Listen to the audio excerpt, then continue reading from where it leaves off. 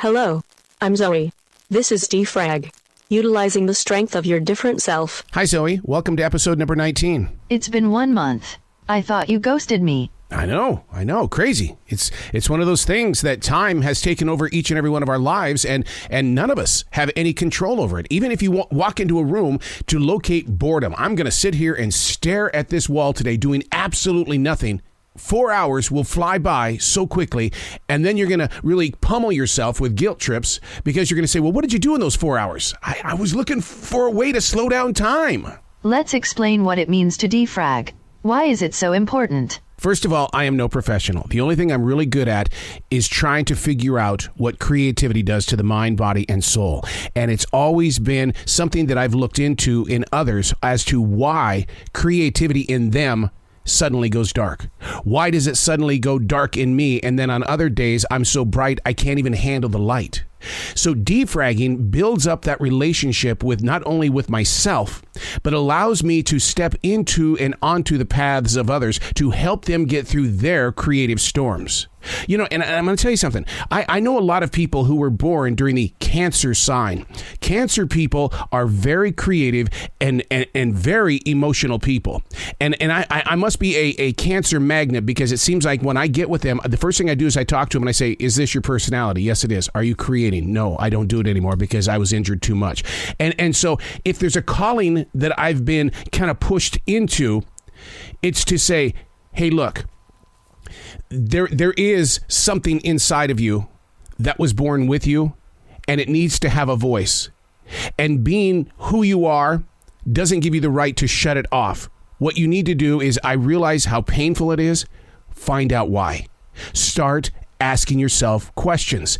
If you have to, hide the book. Put it in a place where you don't want other people to know. Because when you start revealing things to yourself, and you're afraid that others may find things out about you, I get it. It creates another place of worry because you don't want to be shamed. You don't want to be embarrassed because somebody has found something out about you that you didn't want them to know. But the thing is, though, is that your creative self wants you to know. You, not anybody else, you. It wants you to know who it is and why it is and how it can be so that you can grow together. It's a relationship with yourself. The preacher last week spoke of a personal purpose as being a place of awkwardness. Do you know how difficult it is for someone to have enough confidence or courage to step into a group of people to say, I know what my purpose is?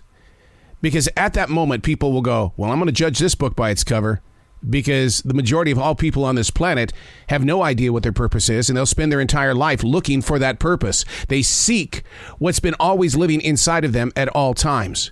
Now, the interpretation that I got from the preacher is going to be different than what other people got.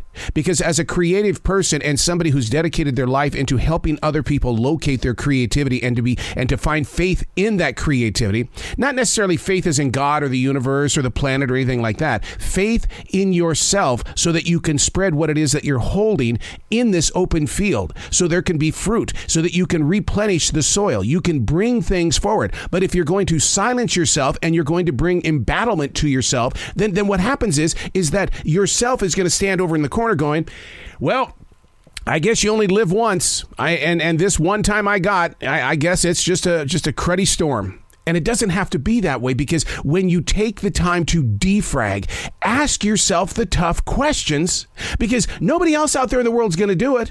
Because whatever you're creating, if you took it to them and said, I need you to be honest with me.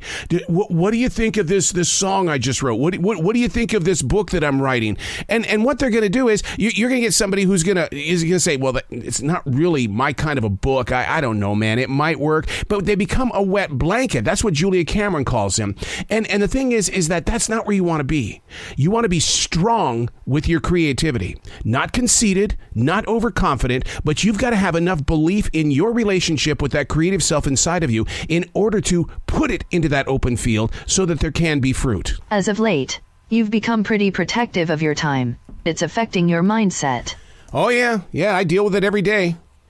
And people around me constantly change, and so do the positions in the workforce. They change the hours, and that means that you're going to have to make a personal change in your life, and that's going to affect other areas of your life. I'm somebody who works 4 and 5 different jobs, and so I live a Google Windows lifestyle, and everything is meticulously planned out. So when there is change and things, kind of evolve in a different direction than I'm used to, well, this creature of habit is going to have a problem with it. And so that's why defragging has been so important to me over the past few weeks here.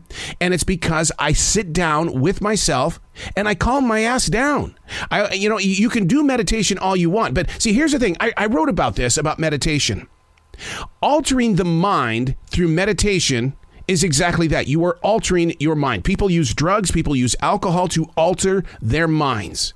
And so when I go into prayer or I go into meditation, I am altering my mind. When I come back to the reality, nothing's changed. I still have an essential job that has changed its hours, and it's going to affect me in the days that follow because I'll be out there until maybe 1, 2 o'clock in the morning. So therefore, meditation is a really cool sport. I love it. I use it as a tool. But when you alter your mind through meditation and you come back to reality, here we are again. What am I going to do? Go back into meditation and get lost there? No wonder the metaverse is so popular, because people are going into these metaverses and they're altering their states of mind. They're going to stay there because it feels better to be in that moment. Are you saying do not use meditation as a tool? No, Zoe, I did not say that. I did not say that at all. I said that when I do use meditation as a tool, it alters my mind. I go into a place of mindfulness. I go into this place of peace. The same is true about prayer. I go into these altered states of mind because I know where I can rest my mind, body, and soul. Now, as a daily writer and as a defragger, I've taken note of my reactions upon returning to the real world. The real world did not do anything differently. It kept being the real world. I may have altered my mind and found peace inside, and I need that as a tool to keep my calm in place. But the thing is that when you come back, how do you find your peace? And that's why defragging is so important to me, because I put it on paper. I'm able to study it. I'm able to listen to it. I'm able to build from it. And it's so important that you see these building blocks. I mean, I've talked with meditators. I talk with those who believe in holy prayer. And I've asked them about their altered states of mind. And they'll sit there and they go, They know exactly what I'm talking about. When you come back to reality, nothing's changed. How do you get back into a positive state of mind? We've made it too easy to be in a bad mood, a sad mood, a depressed state of mind. We've made it too easy. We've given ourselves permission to use our words. Use your words. And when you use your words, then you start feeling sorry for yourself when you're wondering why you're the only one that's putting in the late night hours, and you're trying to figure out why people are talking and it looks like they're talking about you. And all of a sudden, you're consumed by everything that your eyes are telling you. And that's the one thing that I think that you need to understand when you defrag, is that what your eyes are seeing are not always the story that you need to be told. Sure, in martial arts, we were trained that winning is a choice, but you've got to be able to understand that there's an inner and an outer eye. Your inner eye is what's studying how you're feeling on the inside, and how you feel there. It might be a cruddy day, but on the outside, not so much. But what happens is, and I am extremely guilty of this, people try to be nice to me, and being from the world of radio where we use comedy, or we try to do things to kind of say funny things on the radio, or just things that people can relate with, I come back with pretty much a smart ass answer, and people who don't know that side of my personality sit there and go, stay away from this guy, he's being negative today. And then you're going, my God, I just planted a seed for somebody to have a bad day. And does that mean you have to fake it? Does that mean that you've got to put on a plastic candy-coated bathroom mirror smile?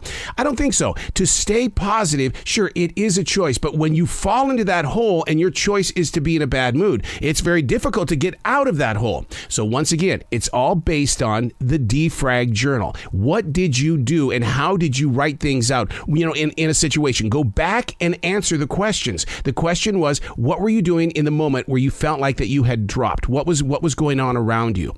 And then as you start to see a pattern, because we're all creatures of habit, you start seeing that pattern, and then you start putting yourself in positions that don't go in that direction. And where I learned how to do that was in martial arts, because we are not trained to go into a fight. As a martial artist, our training is based on one thing: to move around the fight. Don't put yourself in a place of darkness.